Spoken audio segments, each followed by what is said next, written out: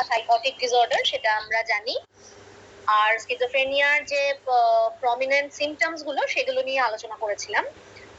আর যেটা দেখা যায় এর clinical picture, it involves an overall disorganization in either cognition মানে থটস বা আফেকশন মানে হচ্ছে ইমোশনস বা কোনেশন বিহেভিয়ার। সাধারণত এই প্রত্যেকটা ক্ষেত্রেই ডিসঅর্গানাইজেশন দেখা যায়। আচ্ছা, এবার প্রমিনেন্ট যে ক্লিনিক্যাল ফিচার্স বা সিমটমস এর মধ্যে আমরা delusions, hallucinations, disorganized thought and speech, disorganized behaviour এগুলো পড়েছিলাম। আর এটা ছাড়া সিমটমস গুলোকে দুটো ক্যাটাগরিতে ভাগ করা হয়েছিল, সেটা হচ্ছে পজিটিভ আর নেগেটিভ সিমটমস অফ স্কিজোফ্রেনিয়া। আচ্ছা, এবার আমাকে কেউ একটু বলো যে ডিলিউশন বলতে কি বোঝো? What are delusions?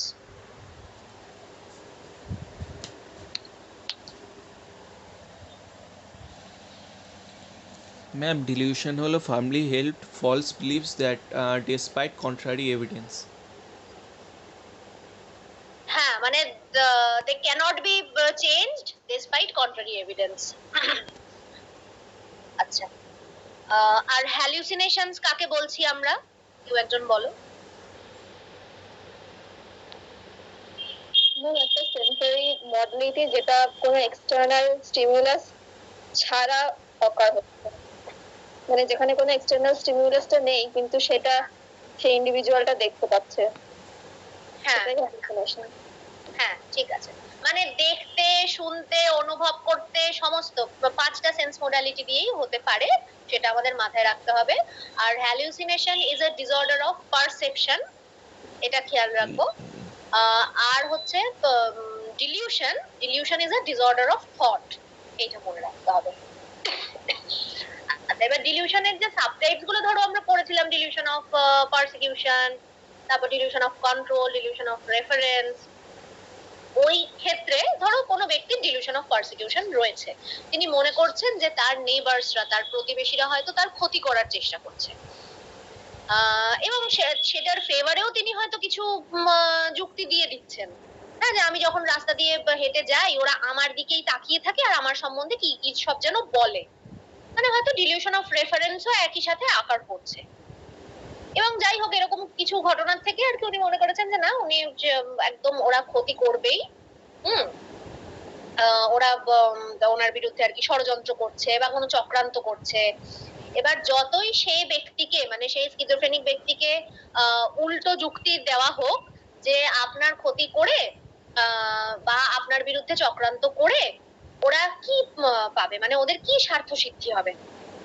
কোনো স্বার্থের জায়গা বা কোনো মোটিভেশন কিছুই থাকার কথা না, তাহলে কেন ওরা খামোখা আপনার ক্ষতি চাইবে? এবার যতই তুমি বোঝাও না কেন, যতই তুমি প্রমাণ দাও, যুক্তি দাও, স্কিজোফ্রেনিক যিনি হবেন তিনি মানতে নারাজ থাকবেন। মানে ডিলিউশন এই জন্যই বলে যে ফার্মলি হেল্ড আর ফিক্সড, ওটাকে কোনোভাবেই পরিবর্তন করা যাবে না। ডিলিউশনের থেকে লেভেল অফ সিভিয়ারিটি অনুসারে একটু কম আরেকটাও সিমটম রয়েছে, যেটা মানে স্কিজোফ্রেনিয়ার ক্যারেক্টারিস্টিক নয়, কিন্তু স্কিজোফ্রেনিয়ার মধ্যে মানে স্কিজোফ্রেনিয়া লাইক যে কন্ডিশনস রয়েছে, শুধু তো স্কিজোফ্রেনিয়া নয়, আরো কিছু সাইকোটিক ডিসঅর্ডারসও আছে, মানে সামওয়াট লেস সিভিয়ার, তার মধ্যে আকার করতে পারে। সেটা হচ্ছে ওভার ভ্যালিউড আইডিয়াস বলে, ওভার ভ্যালিউড আইডিয়াস। মানে সেক্ষেত্রেও ব্যক্তির এরকম ফার্মলি হেল্ড কিছু বিলিফ থাকবে, কিন্তু সেক্ষেত্রে যদি তাকে যুক্তি দেওয়া হয় বা প্রমাণ দেওয়া হয়, হয়তো অনেক মানে বোঝানোর পরে তিনি হয়তো মেনে গেলেন, সেটা তাহলে ডিলিউশন লেভেলে আর থাকবে না, মানে ডিলিউশন লেভেলে সেটা পৌঁছবে না, সেটা তাহলে ওভার ভ্যালিউড আইডিয়াস হবে। যাই হোক, স্কিজোফ্রেনিয়ার ক্যারেক্টারিস্টিকের মধ্যে আমরা ডিলিউশন, হ্যালুসিনেশন, তারপর আরো যেগুলো ডিসঅর্ডারস অফ থট, এবং সেটা ম্যানিফেস্টেড হচ্ছে থ্রু ডিসঅর্গানাইজড স্পিচ, আর হচ্ছে ডিসঅর্গানাইজড বিহেভিয়ার বা যেগুলো ডিসঅর্গানাইজড মোটর বিহেভিয়ার সেগুলো, আর হচ্ছে পজিটিভ আর নেগেটিভ সিমটম। পজিটিভের মধ্যে তো যেগুলো এক্সেস বিহেভিয়ার সেগুলো পড়ছে, ডিলিউশন, হ্যালুসিনেশন। আর নেগেটিভ সিমটমস হচ্ছে যে যেখানে ডেফিসিট সিমটমস গুলো পড়ছে, তার মধ্যে অ্যানহেডোনিয়া, এলজিয়া, আভলিশন, ব্লান্টেড অর ফ্ল্যাট অ্যাফেক্ট এইগুলো আসছে। এবার আমরা আজকে চলে যাব স্কিজোফ্রেনিয়ার সাবটাইপসে।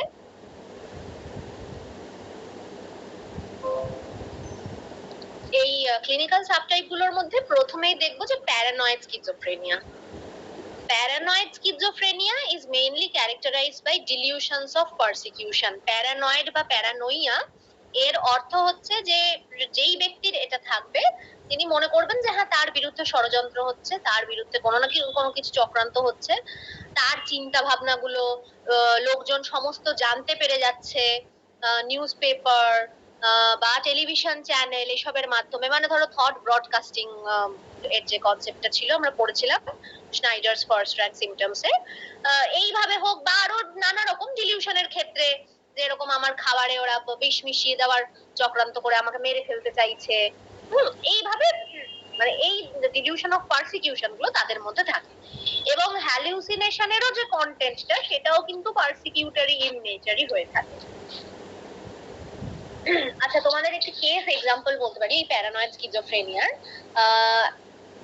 আর একটা বিষয় আমাদের একটু মাথায় রাখতে হবে যে স্কিজোফ্রেনিয়ার পিকচার ওভারঅল সেটা তো খুবই ডিসঅর্গানাইজড হয়, কিন্তু এত ডিসঅর্গানাইজেশনের মধ্যেও রিলেটিভলি অর্গানাইজড যে সাবটাইপটা সেটা হলো প্যারানয়েড স্কিজোফ্রেনিয়া।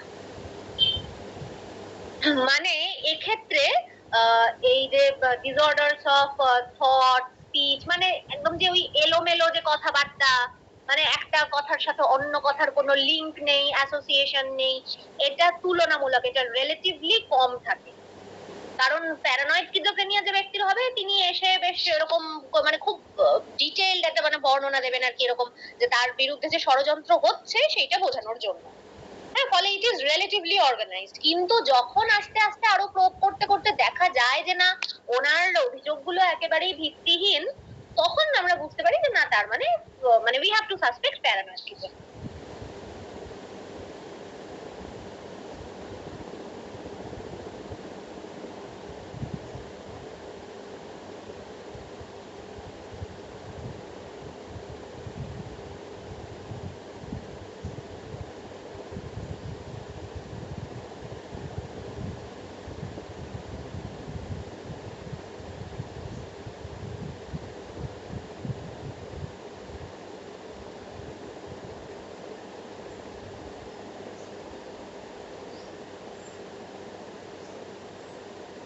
সেটা করলে হয় কি, আগেই একদম সবাইকে লকআপে নিয়ে যাওয়া হয়, মানে ফ্যামিলির হাজবেন্ডের যে ফ্যামিলি সবাইকে, ইনভেস্টিগেশন পরে হয়, মানে এতটাই সিভিয়ার ওই কেসের নিয়ম কানুনগুলো।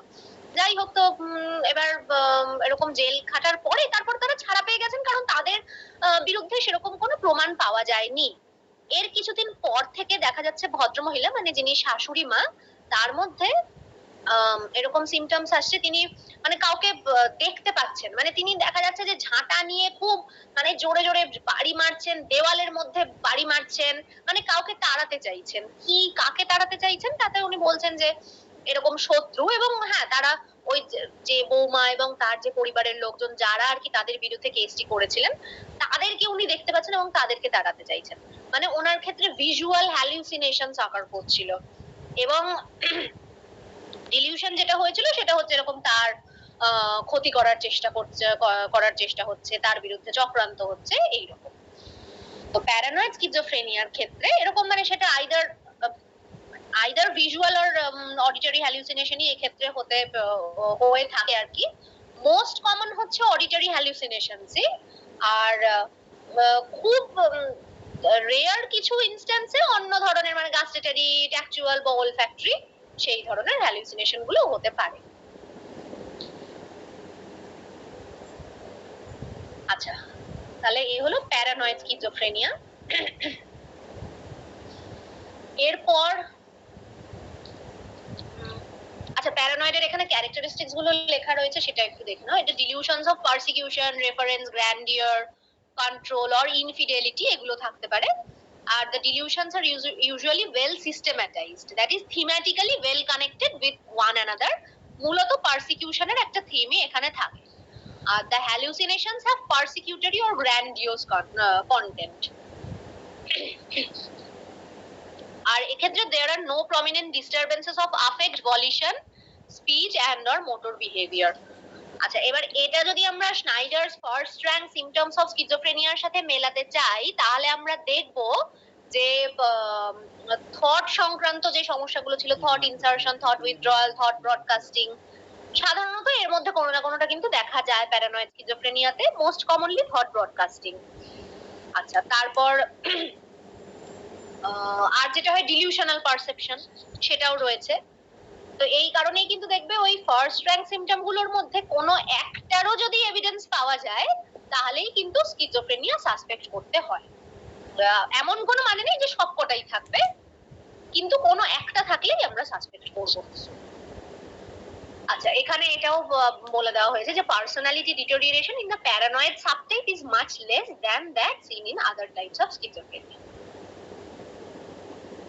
Acha, the patient may be quite apprehensive and anxious and appear evasive and guarded on mental status examination. এটাও ঠিক যে তারা অনেক সময় খুব গার্ডেড থাকেন, মানে তাদের সাথে র্যাপো এস্টাবলিশমেন্টে সমস্যা হয় এই জন্য, কারণ অনেক সময় এটাও তারা ভেবে নেন এই যে ডাক্তার বা যাদের কাছে দেখাতে আসা হয়েছে এরাও বোধহয় এই ষড়যন্ত্রে মিলে আছেন, সামিল হয়ে রয়েছেন। আচ্ছা, এই কনটেক্সটে আরেকটা বিষয় একটু জেনে রাখা ভালো, সেটা হচ্ছে এই মেন্টাল ডিসঅর্ডারস এর যে ডায়াগনোসিস হয় সেটা একটা হায়ারার্কি ফলো করে করা হয়। হায়ারার্কিটা এরকম যে when higher level diagnoses are met, মানে we do not consider the lower level diagnosis. Higher level মানে একদম highest level in the context of mental disorder সেটা সাইকোসিস হবে, নিউরোসিস তার নিচে আসছে because they are less severe. আচ্ছা, এবার সাইকোসিসেরও ওপরে যেটা একমাত্র হতে পারে সেটা হচ্ছে কোনো অর্গানিক কন্ডিশন, মানে যেটার একদম কোনো ক্লিয়ার কাট ইটিওলজিক্যাল ফ্যাক্টর আছে। যেটা হতে পারে যে কোনো ব্রেন ডিসফাংশনের জন্য হয়েছে, বা কোনো ট্রমাটিক ব্রেন ইনজুরির জন্য হয়েছে, অথবা হতে পারে যে কোনো ড্রাগস অফ অ্যাবিউজ ব্যবহারের জন্য হয়েছে। তো সেটার আর কি অর্গানিসিটি ওই ক্রাইটেরিয়া যদি মিট করে তাহলে হাইয়েস্ট লেভেল অফ ডায়াগনোসিস সেটাই হবে। আচ্ছা, অর্গানিক আর ফাংশনাল এই দুটোর মধ্যে মানে ডিস্টিংগুইশ করা প্রয়োজন আছে। অর্গানিক মানে অর্গানিক কন্ডিশন সেগুলোকে বলা হয় যে there is clear cut organic basis. Organic basis মানে কোনো বায়োলজিক্যাল বেসিস রয়েছে যেই জন্য আর কি সেই কন্ডিশন বা সেই সিমটমস গুলো ম্যানিফেস্ট হয়েছে। আর ফাংশনাল হচ্ছে সেই ধরনের কন্ডিশনস যেক্ষেত্রে মানে দেয়ার আর আন্ডারলাইং সাইকোলজিক্যাল ইস্যুস যার জন্য সমস্যা হয়েছে। আচ্ছা, তো এবার হাইয়েস্ট লেভেল তো অর্গানিসিটি, সেটাতে আমরা যাচ্ছি না কারণ যেহেতু কোনো ট্রমাটিক ব্রেন ইনজুরি বা মানে সেগুলো তো ডাইরেক্টলি আমাদের সাইকোলজিক্যাল ডিসঅর্ডারস এর আওতায় পড়ে না, মানে সেটা অর্গানিসিটির কারণে ওরকম সাইকোলজিক্যাল সিমটমস ম্যানিফেস্ট হতে পারে। আমরা মূলত ইন্টারেস্টেড হচ্ছে সাইকোসিস, নিউরোসিস এগুলো নিয়েই। ফলত এখানে যেই ব্যক্তির হয়তো সাইকোসিস বা স্কিজোফ্রেনিয়ার হয়তো তোমার ডায়াগনস্টিক ক্রাইটেরিয়া মিট করছে, সেখানে schizophrenia will be the diagnosis. এক্ষেত্রে দেখো যে যার paranoid schizophrenia, that person will be very anxious, will seem to be very apprehensive বা very afraid that people are trying to harm me. হ্যাঁ, এই জিনিসটা তো হবে, কিন্তু আমরা তখন এইটা বলবো না যে schizophrenia with comorbid anxiety disorder, সেইটা হয় না। কারণ হচ্ছে অ্যাংজাইটি একটা মানে লোয়ার লেভেল ডায়াগনোসিস বা লোয়ার লেভেল কন্ডিশন, মানে when a higher level condition is already met, then it is assumed that there might be some features of the lower level conditions, মানে which are already included in the higher level condition. আবার similarly যদি এইটাও হয় যে apparently হয়তো anxiety disorder মনে হচ্ছে, কিন্তু তারপর দেখা গেল যে না হ্যালুসিনেশন বা ডিলিউশনেরও এভিডেন্স পাওয়া যাচ্ছে, সেক্ষেত্রে অ্যাংজাইটি ডিসঅর্ডার উইথ স্কিজোফ্রেনিয়া সেই রকম কিন্তু হয় না। মানে যেটা হাইয়েস্ট লেভেল অফ ডায়াগনোসিসটা মিট করে যাচ্ছে, মানে that will be the diagnosis. তো এই ক্ষেত্রেও ওই যে অ্যাংজাইটি বা অ্যাপ্রিহেনশন, তার জন্য কিন্তু কোমরবিড কিছু বলা হবে না, কারণ হাইয়েস্ট লেভেল স্কিজোফ্রেনিয়া মানে সাইকোসিস সেইটা যেহেতু মিট করে গেছে। আচ্ছা, প্যারানয়েড স্কিজোফ্রেনিয়ার পরে আছে ডিসঅর্গানাইজড স্কিজোফ্রেনিয়া, হেবেফ্রেনিক স্কিজোফ্রেনিয়াও এটাকে বলা হয়। এবং এটার নামটাতে যা, এটার ফিচার্স গুলো একদম তাই, মানে মার্ক ডিস্টারবেন্সেস অফ থট, আগের দিনে আমরা যেগুলো বলছিলাম আর কি, সেই লুজেনিং অফ অ্যাসোসিয়েশনস, ডিরেইলমেন্ট, নিওলজিজম, যত সমস্ত আর কি থট ডিসঅর্ডার হতে পারে, and their মানে manifestations through disorganized speech, সেই সমস্ত কিছু এই ডিসঅর্গানাইজড স্কিজোফ্রেনিয়ার মধ্যে প্রেজেন্ট থাকে। আচ্ছা, এছাড়া ইমোশনাল ডিস্টারবেন্সেসও থাকে। সেই ডিস্টারবেন্স কিরকম হতে পারে, যে আইদার হয়তো ব্লান্টেড অ্যাফেক্ট বা ফ্ল্যাট অ্যাফেক্ট, মানে একেবারেই হয়তো ভাবলেশহীন সেরকম হতে পারে, আবার এক্সেসিভলি অ্যাজিটেটেড সেরকমও হতে পারে, আবার ইনঅ্যাপ্রোপ্রিয়েট অ্যাফেক্টও হতে পারে, যেখানে হাসার কথা নয় সেখানে হাসছে, যেখানে কাঁদার কথা নয় সেখানে কাঁদছে, এই ধরনের, মানে সম্পূর্ণভাবে ডিসঅর্গানাইজড। আচ্ছা, তাহলে এই হলো ডিসঅর্গানাইজড স্কিজোফ্রেনিয়া। এরপর রয়েছে ক্যাটাটনিক স্কিজোফ্রেনিয়া। এবার স্কিজোফ্রেনিয়ার যত সাবটাইপস রয়েছে তার মধ্যেও যদি ওয়ার্স্ট কিছু ধরতে হয় সেটা হচ্ছে ক্যাটাটনিক স্কিজোফ্রেনিয়া। তবে থ্যাঙ্কফুলি এখন মেডিকেল সায়েন্সেস, তারপরে সাইকোথেরাপি রিসার্চ, এইগুলোর ইমপ্রুভমেন্টের ফলে এই ক্যাটাটনিক স্কিজোফ্রেনিয়া, এটার প্রিভ্যালেন্সটা অনেকটাই কম। এই ক্যাটাটনিক স্কিজোফ্রেনিয়ার মধ্যে যেটা হয় সেটা হচ্ছে মার্কড মোটর ডিস্টারবেন্সেস দেখা যায়। আগের দিন আমরা কিছু মোটর ডিস্টারবেন্স নিয়ে আলোচনা করেছিলাম, যেমন ওই ইকোপ্রেক্সিয়া, মানে রিপিটেশন অফ দ্য ক্লিনিশিয়ানস মুভমেন্টস, তাছাড়া মিউটিজম হতে পারে, মানে কমপ্লিট অ্যাবসেন্স অফ স্পিচ হয়তো হলো। ক্যাটাটনিক স্টুপার বলা হয় অনেক সময়, মানে সেক্ষেত্রে কি হবে, মানে হয়তো একদম একই পশ্চারে একই পোজে, মানে হয়তো ঘন্টার পর ঘন্টা বা দিনের পর দিন বসেই রয়েছেন এবং কোনো কথা বলছেন না, এই ধরনের সমস্যা এই ক্যাটাটনিক স্কিজোফ্রেনিয়ার মধ্যে দেখা যেতে পারে। আচ্ছা, মূলত তিনটে ক্লিনিক্যাল ফর্ম হয়। একটা হচ্ছে এক্সাইটেড ক্যাটাটনিয়া হতে পারে, মানে যেখানে মোটর ডিস্টারবেন্সেস আর মার্কড, আর সেটা এক্সাইটেড বা অ্যাজিটেটেড। আরেকটা হতে পারে স্টুপারাস, মানে যেটা আর কি একদম শান্ত, মানে একদম কোনো কথা নেই, কোনো মুভমেন্ট নেই, একই ভাবে, হতে পারে খুব হয়তো আনকমফোর্টেবল পশ্চার, সেইভাবেই দাঁড়িয়ে রয়েছেন বা বসে রয়েছেন, কোনো মুভমেন্ট নেই, সেটা হচ্ছে ওই স্টুপারাস ক্যাটাটনিয়ার মধ্যে হতে পারে।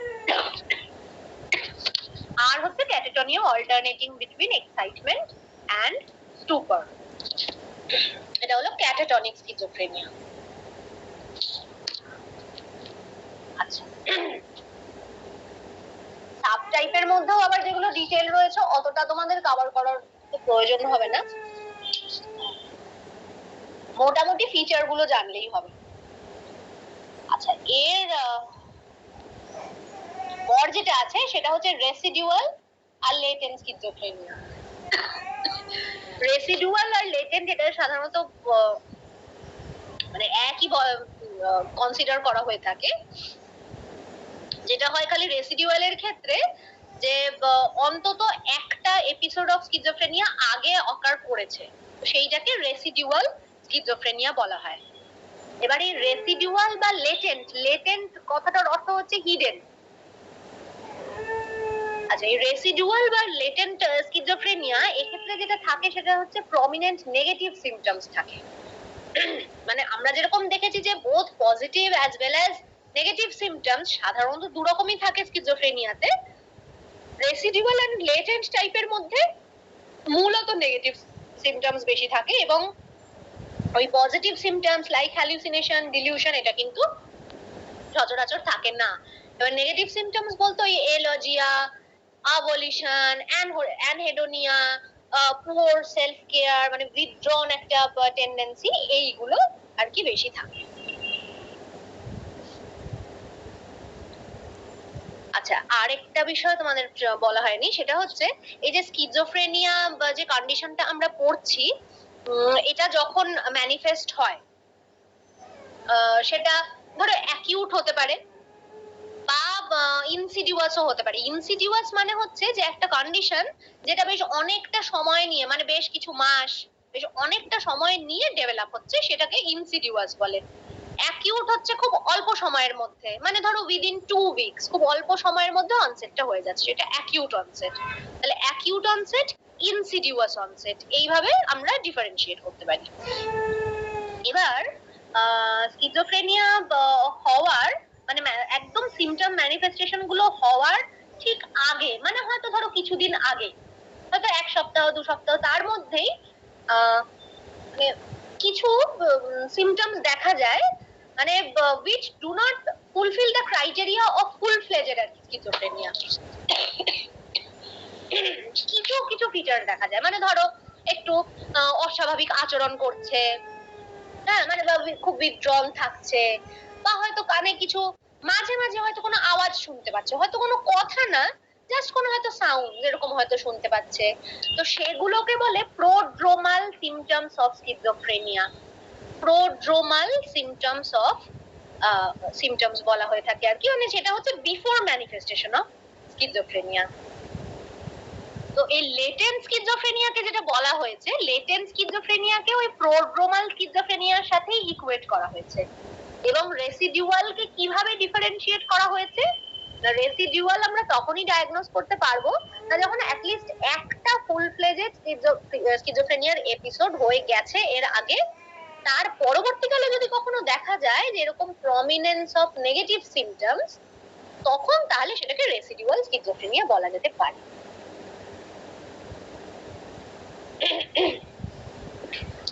আচ্ছা, এবার আরেকটা টাইপ হয়, সেটা হচ্ছে আনডিফারেন্সিয়েটেড স্কিজোফ্রেনিয়া।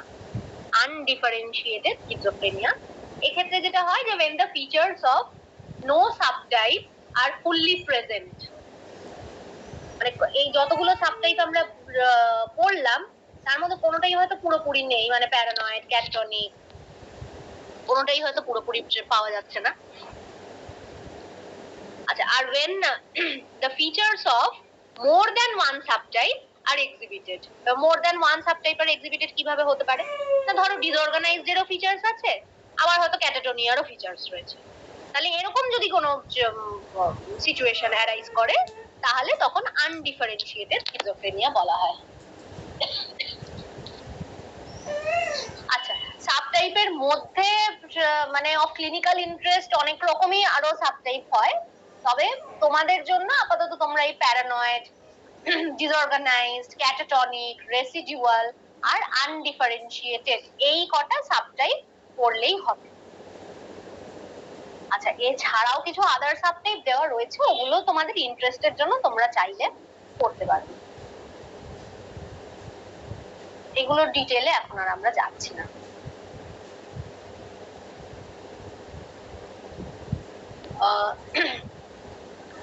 আচ্ছা, তাহলে এই সাবটাইপ সংক্রান্ত যদি কারোর কিছু প্রশ্ন থেকে থাকে বা এত দূর অব্দি যা আলোচনা হলো, তাহলে বলো, কোথাও যদি বুঝতে অসুবিধা হয়ে থাকে কারো।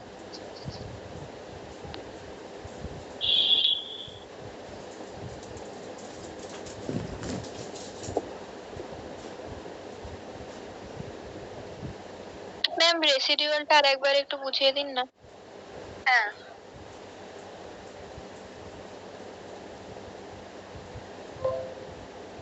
রেসিডিউয়াল স্কিজোফ্রেনিয়া হচ্ছে সেই রকম যেখানে আর কি মার্কড ফিচার্স অফ, মানে ফিচার্স অফ নেগেটিভ সিমটমস গুলো আর কি দেখা যায়। মানে যেখানে পজিটিভ সিমটমস এর এভিডেন্স পাওয়া যায় না, মানে যেগুলো এক্সেস সিমটমস রয়েছে, মানে ধরো হ্যালুসিনেশন, ডিলিউশন, সেইগুলো পাওয়া যায় না। ওখানে হচ্ছে মার্কড নেগেটিভ সিমটমস। নেগেটিভ সিমটমসে কি কি থাকবে না, ধরো অ্যাভলিশন, এই যে কোনো কাজকর্মে আগ্রহ নেই, কিছুই করছেন না। তারপরে এলজিয়া, হয়তো কথা খুবই কম বা একেবারে বলছেনই না। তারপরে উইথড্রন একটা কোনো সোশ্যাল বিহেভিয়ার নেই, সোশ্যালাইজেশন নেই, উইথড্রন। তারপরে ব্লান্টেড অর ফ্ল্যাট অ্যাফেক্ট, এই ধরনের নেগেটিভ সিমটমসই যেখানে থাকে ওটাকে রেসিডিউয়াল স্কিজোফ্রেনিয়া বলা হয়। তবে এটা ডায়াগনোজ করার একটা খালি শর্ত রয়েছে, শর্তটা হচ্ছে যে এর আগে একটা ফুল ফ্লেজেড স্কিজোফ্রেনিয়ার এপিসোড থেকে থাকতে হবে। সেটা থাকার পরে পরবর্তীকালে যদি কখনো এরকম দেখা যায় যে এরকম প্রমিনেন্স অফ নেগেটিভ সিমটমস, তখন তাহলে রেসিডুয়াল স্কিজোফ্রেনিয়া ডায়াগনোজ করা যেতে পারে।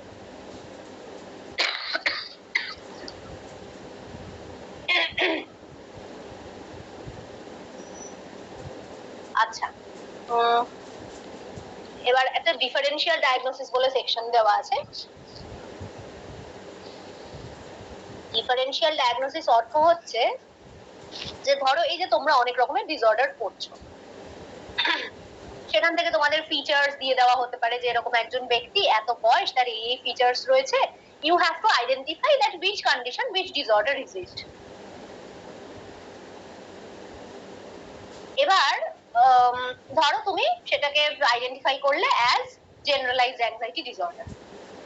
এবার মানে why generalized anxiety disorder and why not obsessive compulsive disorder, মানে why are you categorizing it as worry, মানে free floating anxiety or worry, and how is it different from obsession? এটাই হচ্ছে differential diagnosis. Similarly তুমি যদি এরকম দেওয়া হয়, আমরা এটা ডায়াগনোজ করলাম কাউকে হয়তো অ্যাজ সাফারিং ফ্রম স্কিজোফ্রেনিয়া, তাহলে why is it schizophrenia, মানে সেক্ষেত্রে পয়েন্টস ইন ফেভার কি কি আছে, এবং why is it not mood disorder or bipolar disorder, মানে what are the points against। তো এইভাবে হচ্ছে ডিফারেন্সিয়াল ডায়াগনোসিস করা হয়। তোমাদের তো অ্যাজ সাচ মানে ডিফারেন্সিয়াল ডায়াগনোসিস করতে দেওয়া হবে না, কিন্তু যেটা করতে হবে যে এরকম যদি কোনো ক্লিনিক্যাল ফিচার্স দিয়ে দেওয়া হয়, সেক্ষেত্রে you have to identify the condition clearly, মানে ওই ক্ষেত্রে যাতে ভুল না হয়। তো সেই জন্য মানে what are the differences between GAD and OCD, between schizophrenia, mood disorder, এইগুলো ভালোভাবে আর কি মাথায় থাকতে হবে। আচ্ছা, এখানে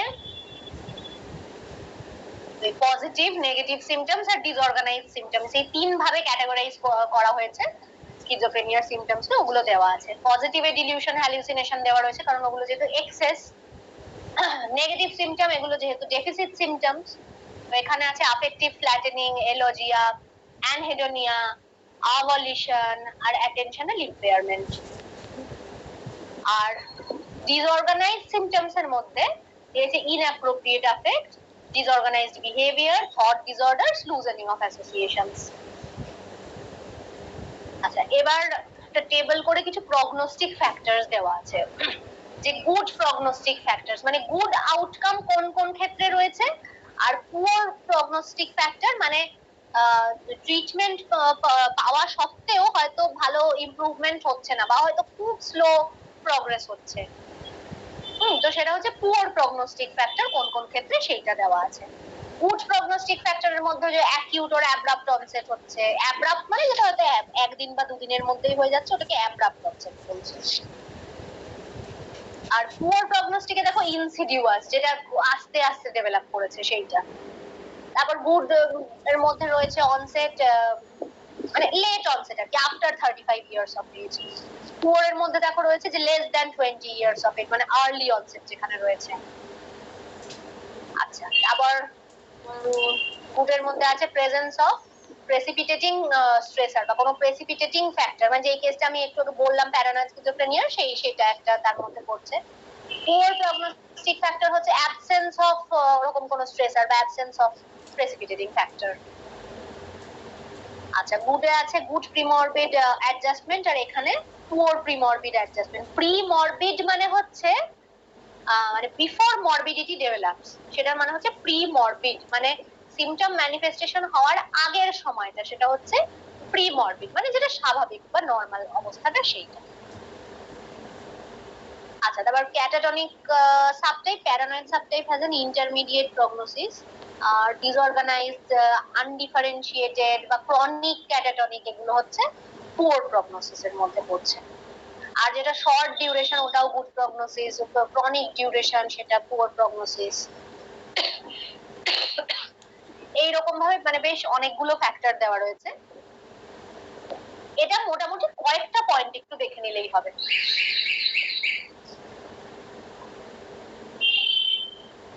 মানে প্রগনোস্টিক ফ্যাক্টরস ইন স্কিজোফ্রেনিয়া ওটা আলাদাভাবে প্রশ্ন, মানে বড় প্রশ্ন আসার সম্ভাবনা কম। মানে যেখানে ধরো ক্লিনিক্যাল ফিচার্স শুধু দেওয়া রয়েছে, সেখানে ছোট কয়েকটা পয়েন্ট হিসেবে আর কি তোমরা চাইলে ইনক্লুড করতে পারো। আচ্ছা,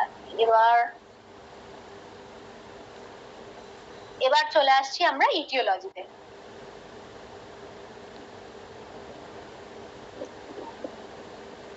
আচ্ছা, ইটিওলজির মধ্যে প্রথমেই রয়েছে বায়োলজিক্যাল, এর মধ্যে জেনেটিক ফ্যাক্টরস রয়েছে, যে ক্ষেত্রে আবারও সেই কনকর্ডেন্স রেট অফ মোনোজাইগটিক টুইনস বা ডাইজাইগটিক টুইনস এগুলো আমাদেরকে দেখতে হবে। আচ্ছা, আর এখানে যেটা দেওয়া রয়েছে যে about 8 to 10% of first degree relatives মানে হচ্ছে parents, siblings, and 3% of second degree relatives and 2% of third degree relatives of patients with schizophrenia can present with schizophrenia. আচ্ছা, আর প্রিভ্যালেন্স রেট দিয়েছে 0.5 to 1% মতো, মানে বেশ প্রিভ্যালেন্ট, কিন্তু 100 জনের মধ্যে একজন। আচ্ছা, কনকর্ডেন্স রেট গুলো দেওয়া রয়েছে, এগুলো একটু দেখে নেবে। আমরা বায়োকেমিক্যাল থিওরিজ এর মধ্যে চলে আসছি, যেখানে আর কি ডোপামিন হাইপোথিসিস এইটা খুব সিগনিফিকেন্ট স্কিজোফ্রেনিয়ার ক্ষেত্রে।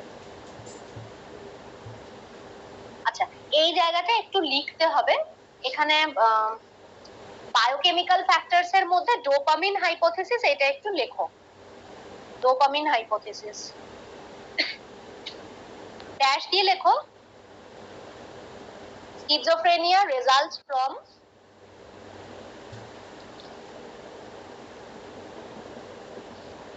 Schizophrenia results from too much dopaminergic activity. Schizophrenia results from too much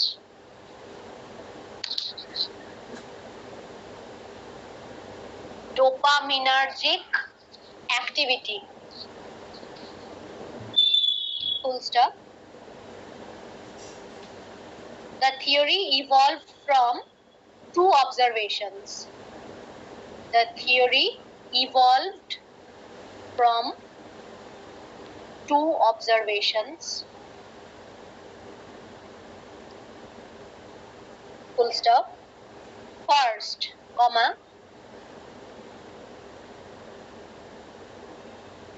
the efficacy and potency of many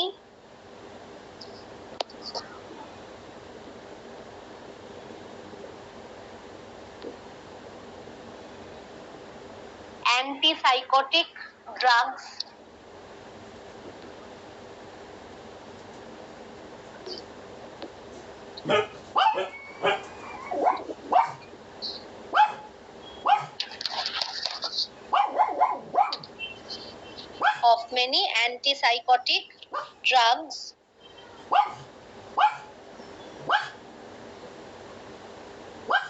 within brackets lekho, that is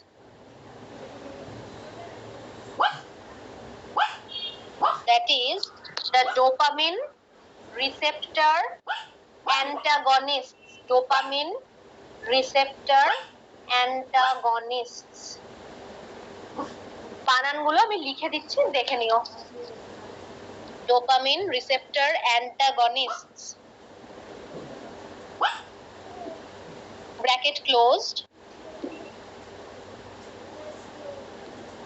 are correlated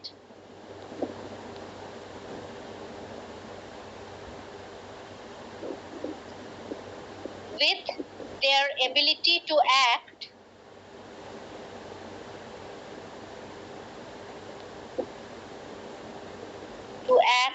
as antagonists of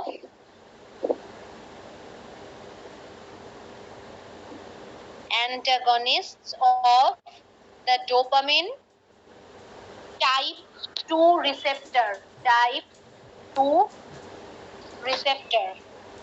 Full stop. এটা first observation হলো। First অবজারভেশনের লাইনটা আমি আরেকবার বলছি। First, comma, the efficacy and the potency of many antipsychotic drugs, that is dopamine receptor antagonists, are correlated with their ability to act as antagonists of the dopamine type 2 receptor. Full stop. Second, comma, drugs that increase dopaminergic activity drugs that increase dopaminergic activity, comma,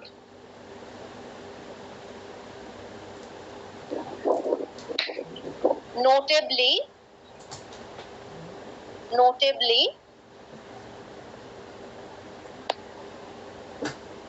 cocaine and amphetamine. Cocaine and amphetamine.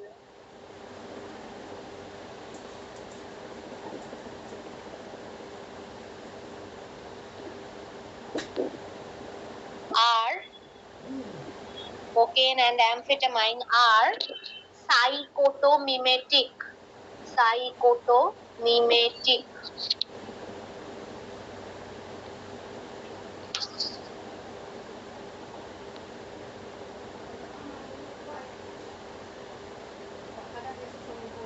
Second holo, comma, drugs that increase dopaminergic activity, notably cocaine and amphetamine, are psychotomimetic. Full stop.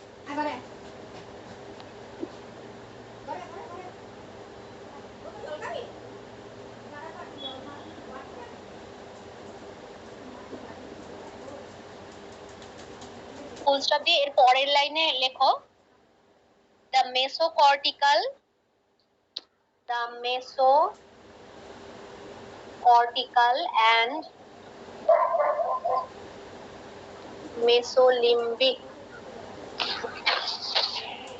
the mesocortical and mesolimbic tracts tracts are most often implicated.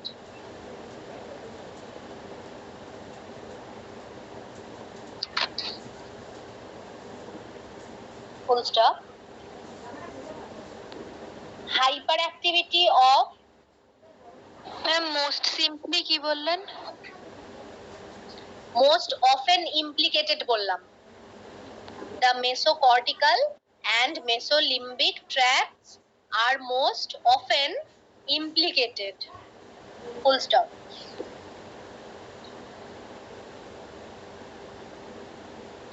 Full stop দিয়ে লেখো hyperactivity of dopamine D2 receptor, capital D2. Hyperactivity of dopamine D2 receptor neurotransmission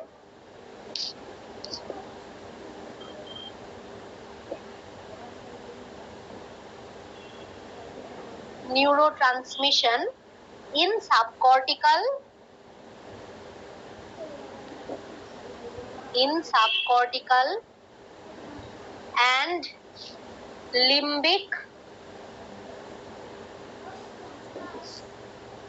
subcortical and limbic brain regions contribute to positive symptoms of schizophrenia, comma,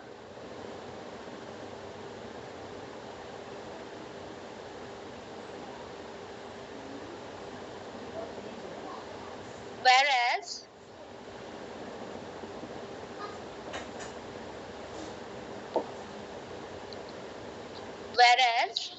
negative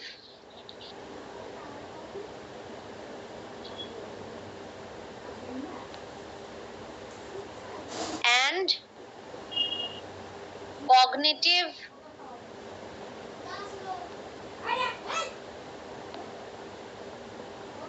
symptoms of the disorder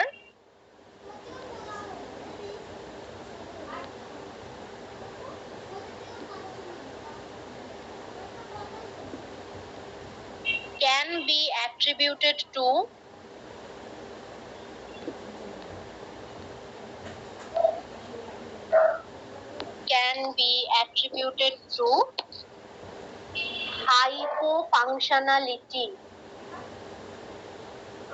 hypofunctionality of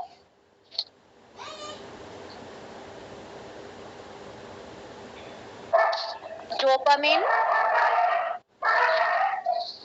hypofunctionality of dopamine D1 receptor, capital D1 receptor neurotransmission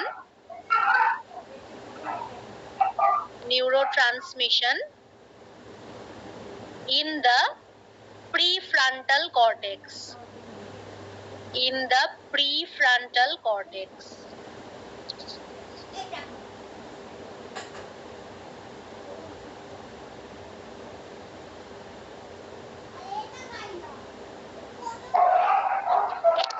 আচ্ছা, এর রেফারেন্সটা ব্র্যাকেটে লিখে নাও। রেফারেন্সটা দেখো লিখে দিয়েছি, Toda and Abby ডারঘাম 2007।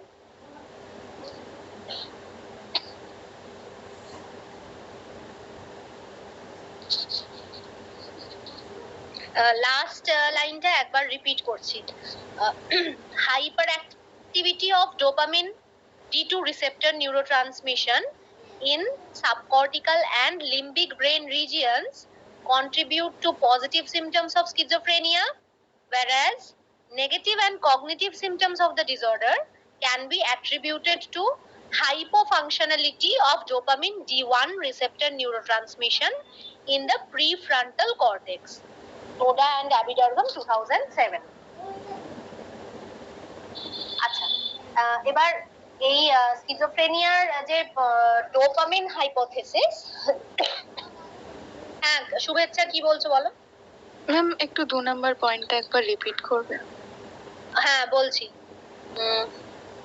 2 number point বলতে এই last সেন্টেন্সটা নাকি না তার আগেরটা? তার আগেরটা ধরো, মানে ফার্স্ট এন্ড সেকেন্ড দুটো অবজারভেশন ছিল। হ্যাঁ ওটা।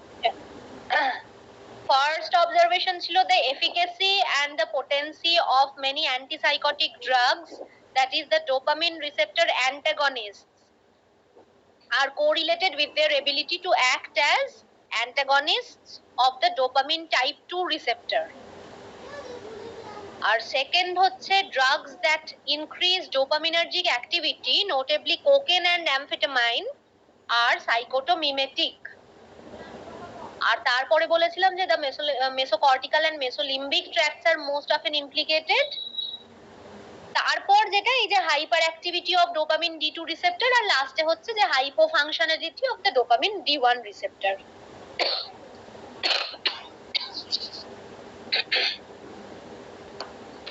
আচ্ছা, এবার স্কিজোফ্রেনিয়ার বায়োলজিক্যাল ইটিওলজির মধ্যে ডোপামিন হাইপোথিসিস এইটাই মোস্ট ইম্পর্টেন্ট। এটা যেই অবজারভেশন থেকে আর কি এসেছে যে schizophrenia results from too much dopaminergic activity, সেই অবজারভেশন গুলোই এখানে বলা আছে। তবে যেটা দেখা যায় যে সব রিসেপ্টরসেই যে ডোপামিন ওভার অ্যাক্টিভিটি হচ্ছে সেটা কিন্তু না, কিছু ক্ষেত্রে কিন্তু হাইপো অ্যাক্টিভিটিও হচ্ছে, মানে হাইপো ফাংশনালিটি। যাই হোক সেটাতে আসছি, আগে এই ওভার অ্যাক্টিভিটির জায়গাটা দেখে নিই। এখানে হচ্ছে যেগুলো অ্যান্টিসাইকোটিক ড্রাগস হয়, আচ্ছা অ্যান্টিসাইকোটিক ড্রাগের কনটেক্সটে একটা বিষয় বলে রাখা জরুরি। এটা কিন্তু প্রথম দুজন ভারতীয়, এবং সেটা হচ্ছে প্রি ইন্ডিপেন্ডেন্স, মানে বিফোর 1947, কিন্তু সামওয়্যার অ্যারাউন্ড দ্য 1930s আমার যতদূর মনে পড়ছে। দুজন ব্যক্তি, ওনাদের নাম হচ্ছে গণেশ সেন আর কার্তিক বোস। তারা ওই সর্পগন্ধা বলে একটা প্ল্যান্ট, সেটার এক্সট্রাক্ট থেকে প্রথম কিন্তু এই যে অ্যান্টিসাইকোটিক মেডিসিনের আর কি যেটা মূল উপাদান আর কি, সেইটা কিন্তু এক্সট্রাক্ট করেছিলেন। কিন্তু মানে দুর্ভাগ্যবশত তারা সেই ক্রেডিটটা পাননি। পরবর্তীকালে অ্যারাউন্ড দ্য 1950s 50-51 ওরকম সময়তে নাথান ক্লাইন বলে একজন ব্রিটিশার আর কি, তিনি এই ফাইন্ডিংটাই জাস্ট কনফার্ম করেছিলেন, করার জন্য তিনি ক্রেডিট পেয়েছিলেন। যাই হোক, তো অ্যান্টিসাইকোটিক ড্রাগস যেগুলো রয়েছে সেটাতে দেখা গেছে যে এই ডোপামিন রিসেপ্টর অ্যান্টাগনিস্ট আর অ্যাগনিস্ট এই দুই ধরনের ড্রাগ হয় বা মেডিসিন হয়। অ্যাগনিস্ট মানে হচ্ছে যে যেটা নিউরোট্রান্সমিশন বাড়িয়ে দেয়, ইনক্রিজ করে দেয়। অ্যান্টাগনিস্ট মানে যেটা নিউরোট্রান্সমিশন ডিক্রিজ করে দেয়। তো এরকম কিছু রিসেপ্টর সাইটসে ডোপামিন নিউরোট্রান্সমিশন ডিক্রিজ করে দিয়ে, মানে এই যে ডোপামিন রিসেপ্টর অ্যান্টাগনিস্ট, দেখা গেল যে ইমপ্রুভমেন্ট হচ্ছে। মানে সাইকোটিক সিমটমস থেকে রিলিফ পাচ্ছেন, মেইনলি দ্য পজিটিভ সিমটমস। তাহলে এটা একটা অবজারভেশন ছিল। আচ্ছা, আর দ্বিতীয় যেটা অবজারভেশন ছিল সেটা হচ্ছে যে ড্রাগস বলতে ড্রাগস অফ অ্যাবিউজের কথা এখানে বলছে। সেটা হচ্ছে কোকেন আর অ্যামফেটামাইন। These are সাইকোটোমিমেটিক। সাইকোটোমিমেটিক অর্থ হচ্ছে যে দে রিজেম্বল, মানে দেয়ার এফেক্টস রিজেম্বল সাইকোটিক সিমটমস। মানে দেখা যাচ্ছে যে কোকেন অ্যামফেটামাইন যখন কেউ নিচ্ছে তাদের মধ্যে যে এফেক্ট গুলো দেখা যাচ্ছে সেটা সাইকোসিসের মতন হচ্ছে, মানে হ্যালুসিনেশনস হচ্ছে, মানে হ্যালুসিনেটরি এক্সপেরিয়েন্সেস হচ্ছে। হ্যাঁ, তাহলে সেক্ষেত্রেও কি দেখা যাচ্ছে যে হ্যাঁ ওই পার্টিকুলার রিসেপ্টর সাইট গুলোতেই ডোপামিন নিউরোট্রান্সমিশন বাড়িয়ে দিচ্ছে, মানে which in turn results in সাইকোটোমিমেসিস বা ওই মানে মিমিকিং সাইকোটিক সিমটমস। আচ্ছা, এবারে যেটা বলা আছে যে এই hyper activity of dopamine D two রিসেপ্টরের যে নিউরোট্রান্সমিশন, এবং সেটা কোন কোন এরিয়াতে না, সাবকর্টিক্যাল আর লিম্বিক ব্রেন রিজিয়নস। কিন্তু দেখো এই যে সাবকর্টিক্যাল আর লিম্বিক ব্রেন রিজিয়নস, এগুলো কিন্তু মূলত ইমোশনাল প্রসেসিং, মেমোরি, এগুলোর ক্ষেত্রে ইমপ্লিকেটেড। তো সেইখানে over activity of the dopamine D two neurotransmission সেটা রয়েছে। আর আন্ডার অ্যাক্টিভিটি বা hypofunctionality of dopamine D one neurotransmission দেখা গেছে যে ইন দ্য প্রিফ্রন্টাল কর্টেক্স, যেটা কিন্তু মূলত আমাদের এক্সিকিউটিভ ফাংশনিং, মানে reasoning, decision making, problem solving, judgement, ওইগুলোর ক্ষেত্রে ইমপ্লিকেটেড। এবং সেই ফাংশনিং গুলোই, মানে এই এক্সিকিউটিভ ফাংশনিং গুলো কিন্তু ইম্পেয়ার্ড দেখা যায় স্কিজোফ্রেনিয়ার ক্ষেত্রে। তো এইটা হলো dopamine hypothesis.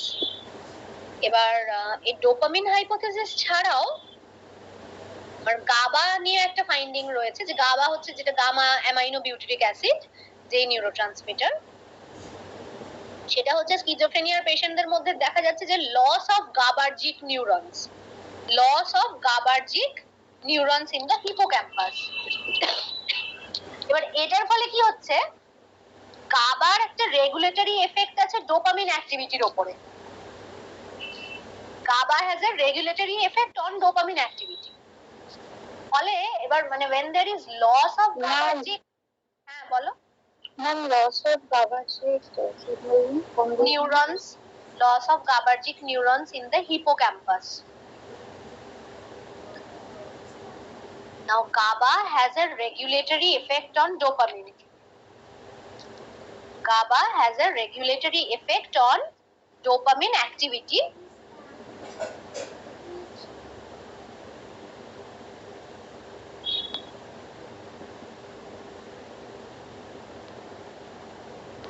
And consequently it could lead to the hyperactivity. Consequently it could lead to the hyperactivity of dopaminergic neurons.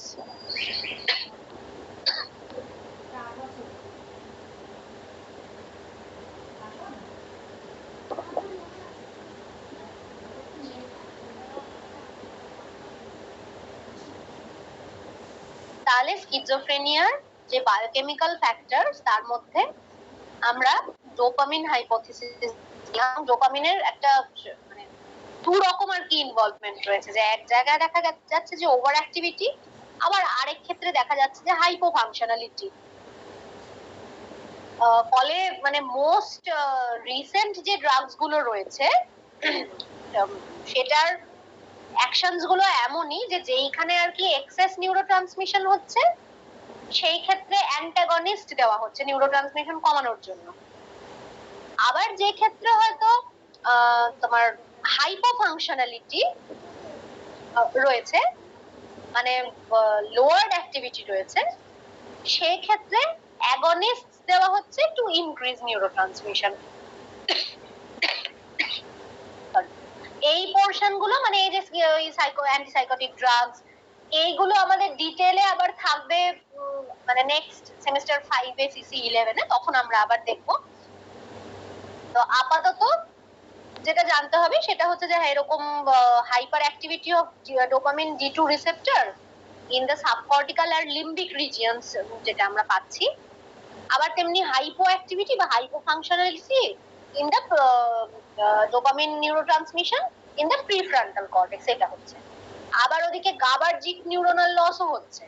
এবার যেহেতু GABA has a regulatory effect on dopamine, ফলে এই ডোপামিনের ওপরে যে কন্ট্রোলটা সেটা কিছুটা হলেও হারিয়ে যাচ্ছে।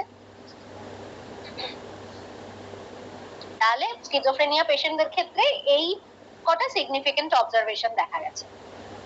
আচ্ছা, এবার ব্রেন ভলিউম সংক্রান্ত কিছু দেখা গেছে। সেটার মধ্যে যেটা মানে সবথেকে মার্কড ইম্পর্টেন্ট যে ফাইন্ডিং সেটা হচ্ছে যে তোমার ভেন্ট্রিকিউলার এনলার্জমেন্ট, ভেন্ট্রিকলস যেগুলো রয়েছে মানে fluid fill spaces of the brain, যেগুলো ভেন্ট্রিকিউলার এনলার্জমেন্ট।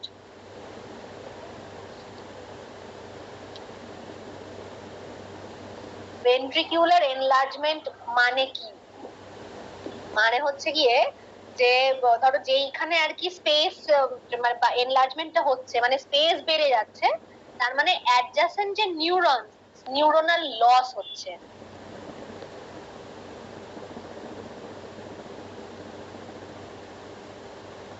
তাহলে এই যে ventricular enlargement, particularly lateral and third ventricular enlargement দেখা যায়, and some reduction in cortical volume. Lateral and third ventricular enlargement and consequently reduction in cortical volume.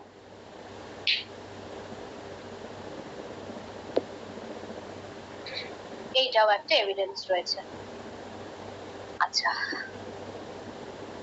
আর একটা যেটা রয়েছে সেটা হচ্ছে functional ডেফিসিটস in the prefrontal cortex.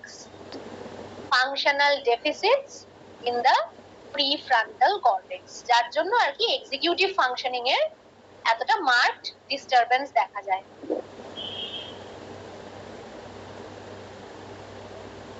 আরেকটা খুব সিগনিফিকেন্ট ফাইন্ডিং আছে এই ব্রেন ডিসফাংশন আর নিউরোপ্যাথোলজির মধ্যে, সেটা হচ্ছে the role of the thalamus.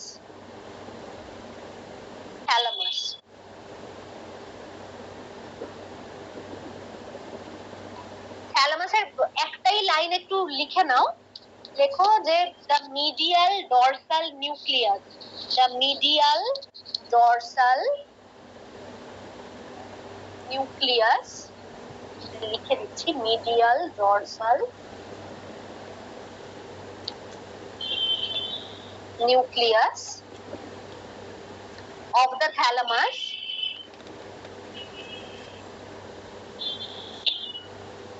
which has reciprocal connections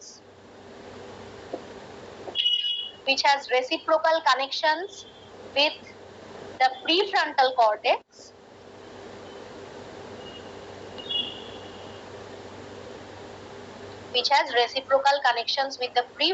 cortex has been reported to contain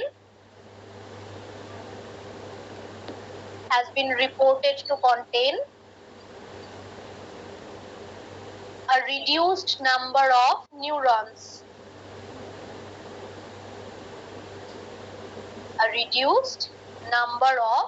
neurons.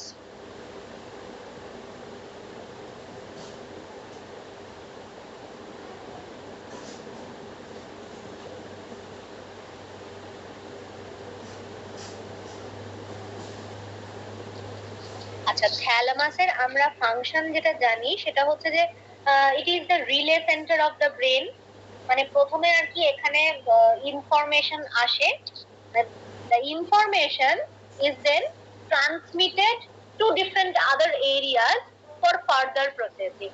তাহলে এই যে রিলে সেন্টার, যে কোন ইনফরমেশন নেক্সট কোন হায়ার সেন্টার অফ দ্য ব্রেনে যাবে, এই কাজটা কিন্তু থ্যালামাস করে থাকে। এখানে পার্টিকুলারলি যেটা বলা হয়েছে যে এই থ্যালামাসের সাথে reciprocal connection with the prefrontal cortex যেই জায়গাতে রয়েছে সেইখানে রিডিউস নাম্বার অফ নিউরনস, মানে প্রিফ্রন্টাল কর্টেক্স এর সাথে যে কানেকশনটা সেইটা তার মানে ডিসরাপ্টেড, মানে ওখানে ডিসরাপশন হচ্ছে। ফলত এই যে ডিসঅর্গানাইজড পিকচার আমরা পাচ্ছি একটা, যে এক্সিকিউটিভ ডিস্টারবেন্সেস তো অবশ্যই আছে, মানে রিজনিং বা প্ল্যানিং, প্রবলেম সলভিং, এই জায়গাগুলো ভীষণ ভাবেই ইম্পেয়ার্ড, অ্যাটেনশনাল ইম্পেয়ারমেন্ট। তো সেটার জন্য কিন্তু এই এরিয়াটা ইম্পর্টেন্ট, এই connection between the thalamus and the prefrontal cortex.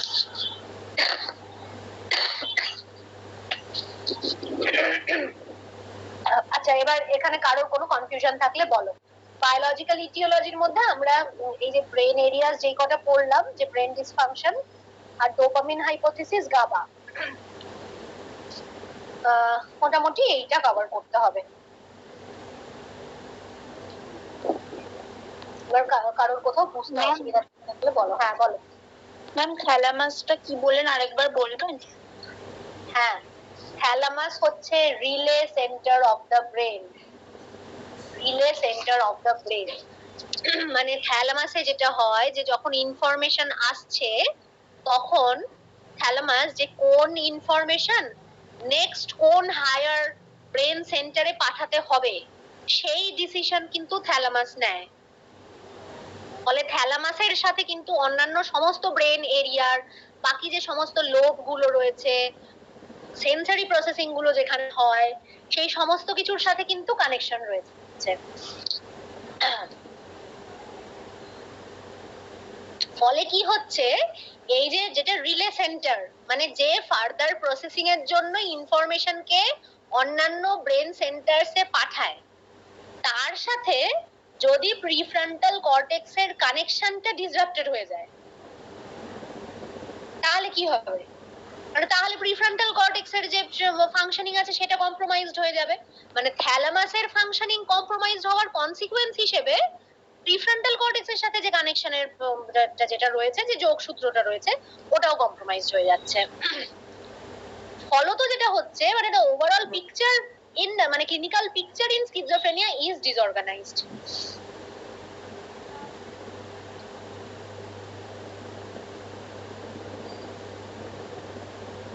আচ্ছা,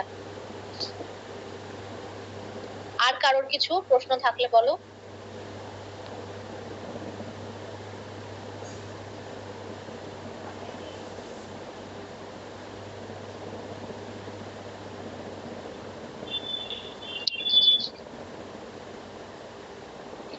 ম্যাম, তার মানে থ্যালামাস আর প্রিফ্রন্টাল কর্টেক্স এর সাথে কানেকশনটা ডিসরাপ্ট হচ্ছে বলেই এক্সিকিউটিভ ফাংশনিংটা ল্যাগ করছে তো?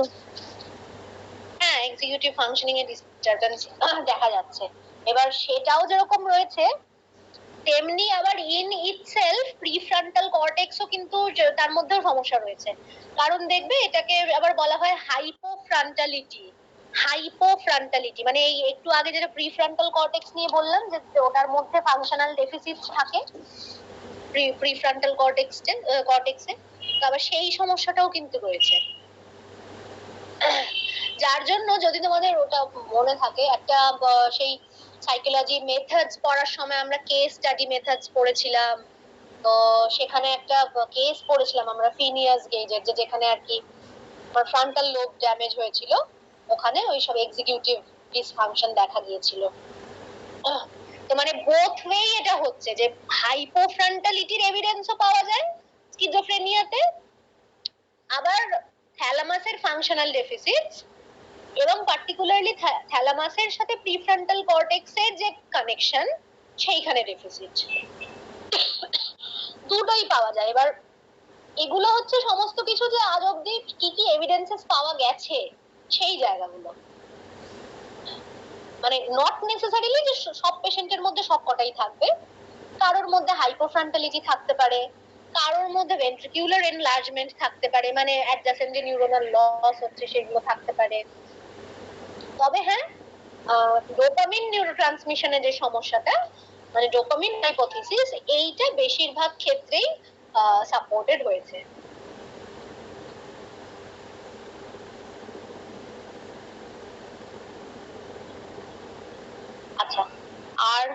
আর কারোর কোনো কিছু জিজ্ঞাসা?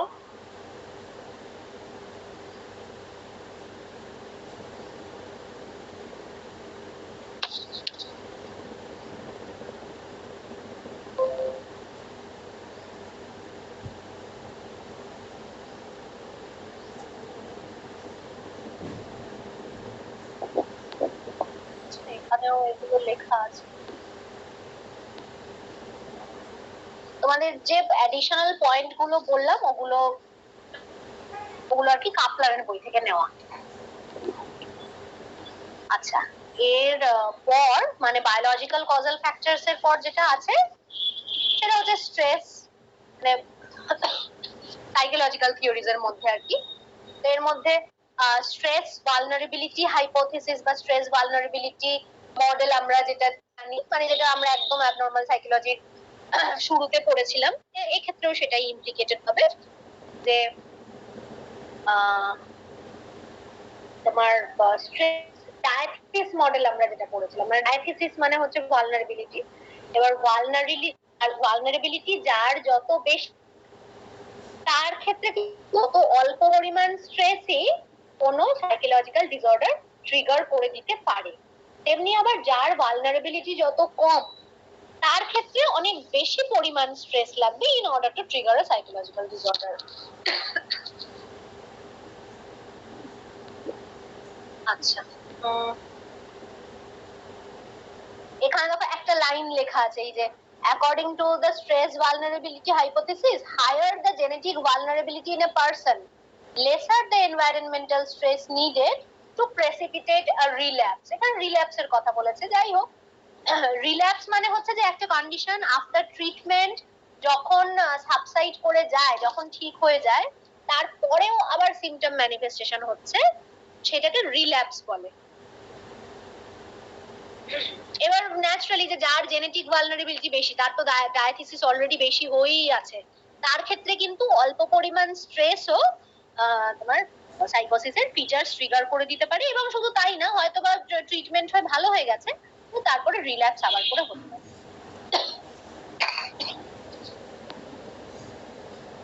আচ্ছা, এবার এখানে ফ্যামিলি থিওরিজে চলে গেছে।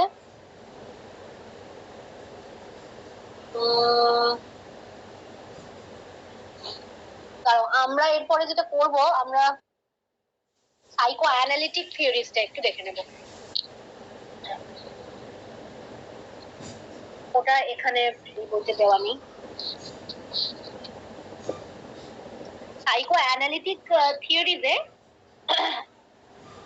ফ্রয়েড যেটা বলেছিলেন সেটা হচ্ছে যে developmental fixations that occurred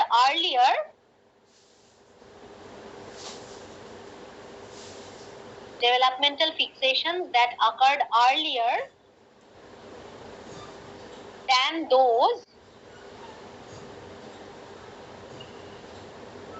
those culminating culminating in the development of neurosis.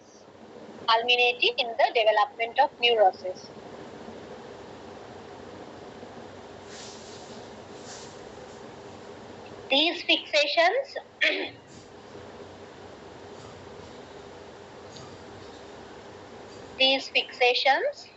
produce defects in ego development.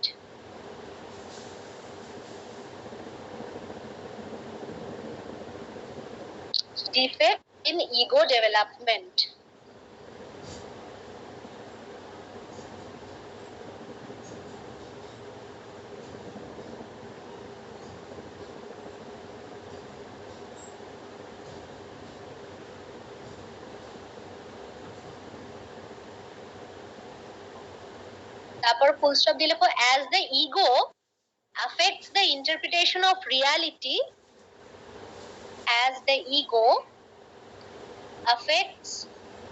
interpretation of reality,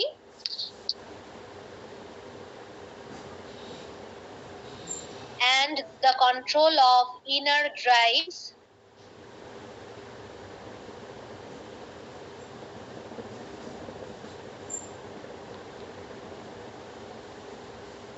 these ego functions are impaired.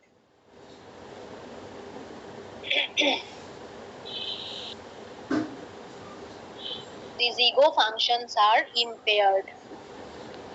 মানে ফ্রয়েড মূলত বলতে চাইছেন যে প্রি ওরাল স্টেজ মানে even before the oral stage, যখন ego ডেভেলপমেন্টও শুরু হয়নি, সেই সময়তে ফিক্সেশনের কারণে স্কিজোফ্রেনিয়া হতে পারে পরবর্তীকালে। এবার যেহেতু ইগো ডেভেলপমেন্ট শুরু হয়নি, ফলে ইগোর যে ডেভেলপমেন্ট হচ্ছে সেইটা কম্প্রোমাইজড হয়ে যাচ্ছে, যার জন্য এই যে ego functions such as reality orientation, মানে ইগো তো যেটা বাস্তববাদী সত্তা, সেই সত্তাটা, ফলে এই যে বাস্তব সত্তা যেটা, সেটাই ইন্টার্ন ইম্পেয়ার্ড হয়ে যাচ্ছে, যেটা কিন্তু স্কিজোফ্রেনিয়াতে দেখা যায়। তাদের কিন্তু রিয়ালিটি কন্ট্যাক্ট, ওরিয়েন্টেশন, এগুলো সমস্তটাই ইম্পেয়ার্ড থাকে।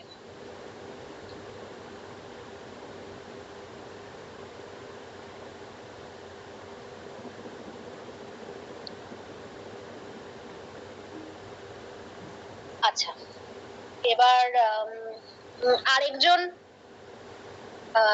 সাইকোডাইনামিক থিওরিস্ট ছিলেন পল ফেডার্ন, ওনার নাম, ওনার ভিউ পয়েন্টও একটু লিখে নিতে পারো, পল ফেডার্ন। পল ফেডার্ন, এটা ড্যাশ দিয়ে লেখো, defect in ego functions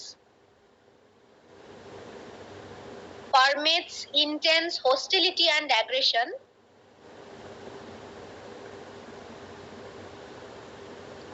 defect in ego functions permits intense hostility and aggression,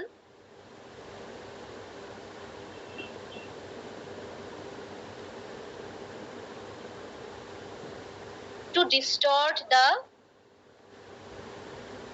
mother-infant relationship, to distort the mother-infant relationship, comma,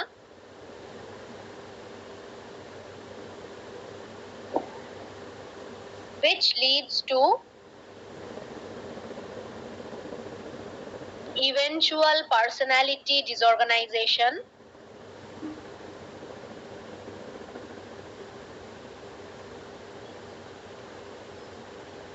which leads to eventual personality disorganization and vulnerability to stress.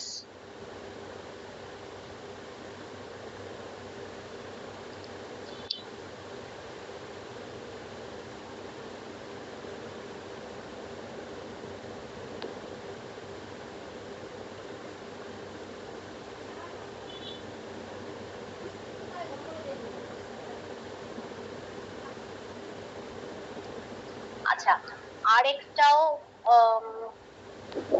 Important একটা view point রয়েছে, সেটা হচ্ছে Margaret ম্যালারের।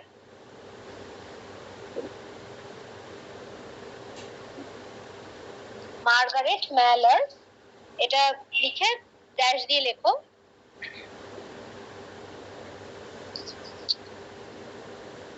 the child is unable to separate from, the child is unable to separate from and progress beyond, the child is unable to separate from and progress beyond the closeness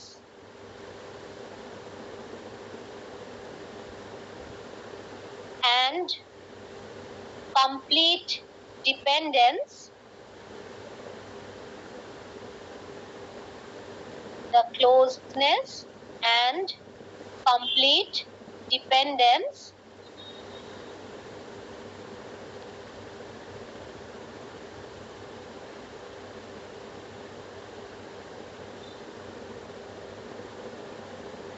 that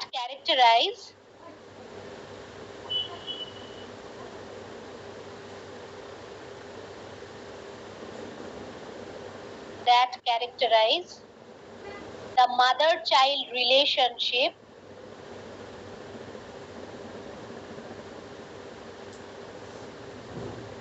in the oral phase of development.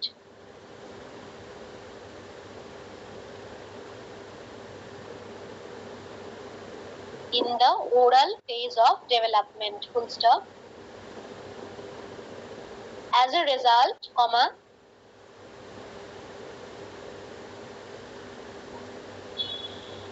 the person's identity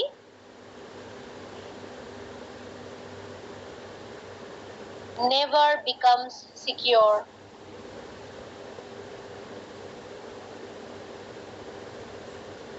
As a result, the person's identity never becomes secure.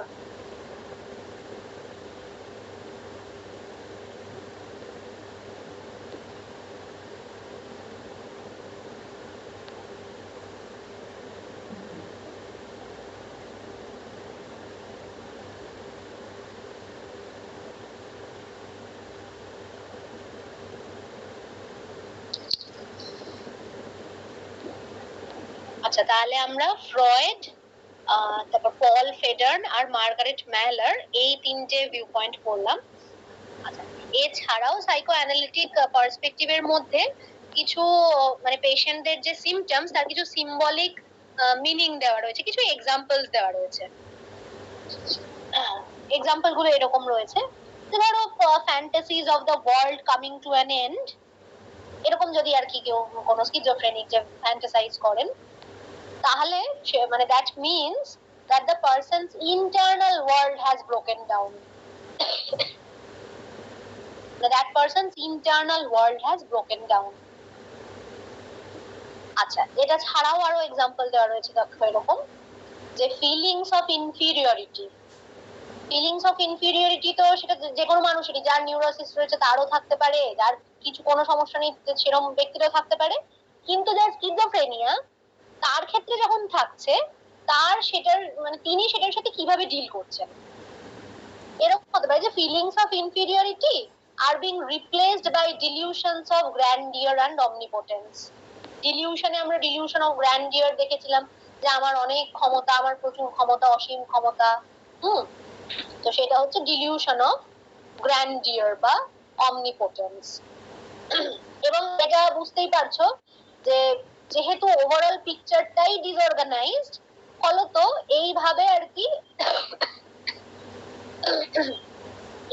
কি deal করা হচ্ছে যে feelings of inferiority for example replace by delusions of grandeur, মানে সেটা কিন্তু কোনোভাবে যে একটা হেলদি ভাবে বা একটা হেলদি কোনো কোপিং স্টাইল অবলম্বন করে বা ডিফেন্স অবলম্বন করে যে ডিল করা হচ্ছে সেটা কিন্তু স্কিজোফ্রেনিয়াতে নেই, সেটা ল্যাকিং, কারণ এতটাই ডিসঅর্গানাইজড একটা পিকচার আমরা পেয়ে থাকি। এবার এটা যদি একদম সামারাইজ করতে হয় তাহলে হচ্ছে ডিফেক্টস ইন দ্য ইগো।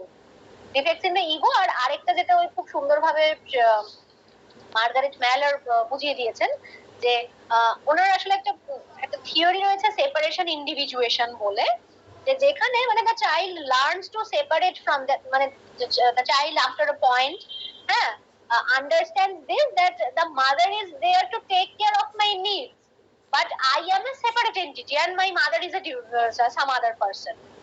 তো এই যে সেপারেশন ইন্ডিভিজুয়েশন, এই যে প্রসেসটা, that is disturbed in case of schizophrenic patients. ফলত এই যে কমপ্লিট যে সেপারেশন এন্ড রেজাল্টিং ইন্ডিভিজুয়েশন সেটা হয় না। এবার সেটা না হওয়ার ফলে কি হচ্ছে, the person's identity never becomes secure. আচ্ছা,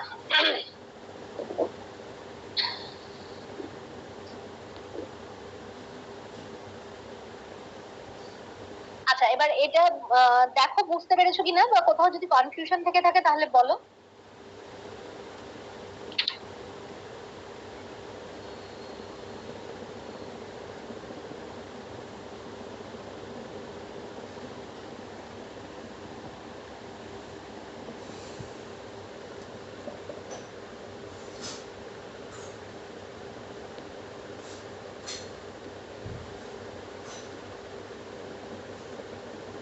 আচ্ছা, এরপর তাহলে লার্নিং থিওরিজ যে আছে ওটা আমরা একবার দেখে নেবো, কারণ লার্নিং থিওরিজ একদম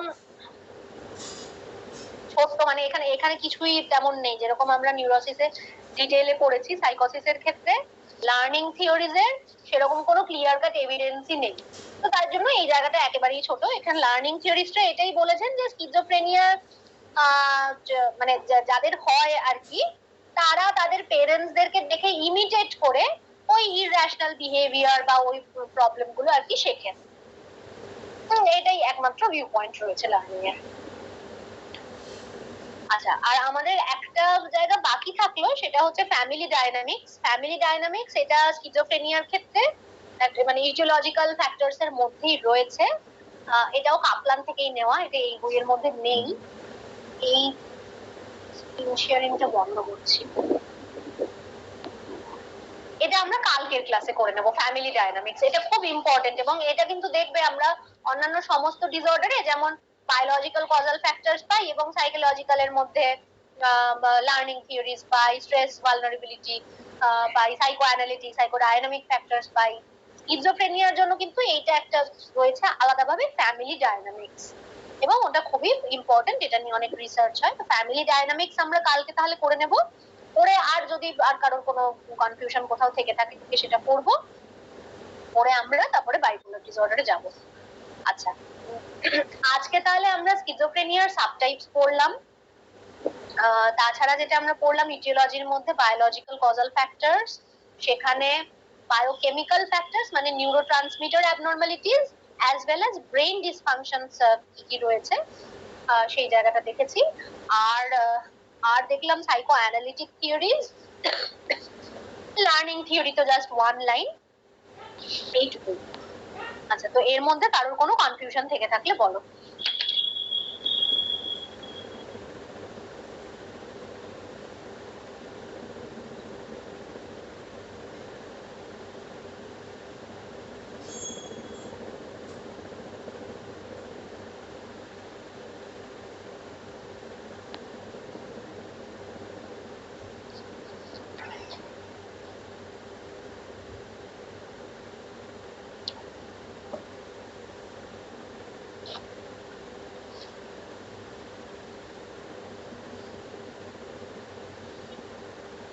ঠিক আছে, আজ তাহলে এত পর্যন্তই থাক। কাল আবার এই সেম টাইমেই আমরা জয়েন করব, এই লিংকেই জয়েন করবে কাল তাহলে 10টায়। আর এই চ্যাপ্টার থেকে দেখে রাখবে যে কিছু কনফিউশন থাকলে যাতে আমরা তাহলে কালকের ক্লাসে আলোচনা করে নিতে পারি।